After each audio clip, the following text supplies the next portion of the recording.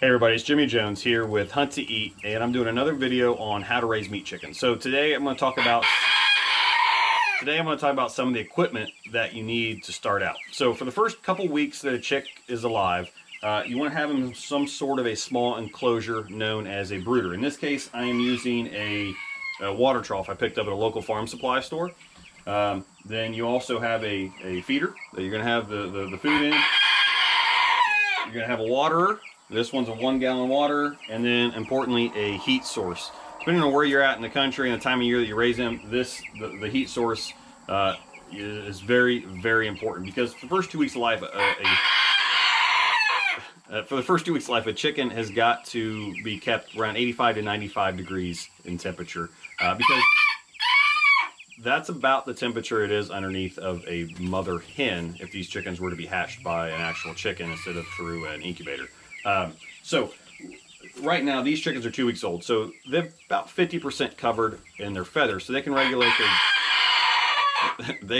their temperatures pretty well. So I'm only using the heat source for the most part in the evenings when it drops a little bit cooler. In the daytime they're roaming free. Nighttime they're still going in this brooder, but it's only just for a few hours while it's dark out. In the mornings I come back out, let them out. I'll only do this for actually a couple more days because they are quickly outgrowing this brooder right now. So I'm raising 30 of them right now. So I have a 1 gallon water and a 1 gallon feeder. If you're only raising a couple, you can use a smaller water and a smaller feeder. Again, you can pick these up at really any farm supply store or Amazon. The nice thing about these too is if you don't want to spend the extra money on the plastic containers, if you have mason jars, they screw right in perfectly to mason jars, which is exactly what I did use all growing up with chickens. We just use old mason jars for that. But one thing with the heat source, we can go back to that, is if you need to make sure you're regulating it and keeping it on it. Because if you have your heat source on here, the heat lamp, it's too low, you'll come out and you'll find all the chickens pushed to the edge of your brooder to get away from that heat and trying to be cooling down. That means it's just too hot on there. You need to raise that heat lamp up.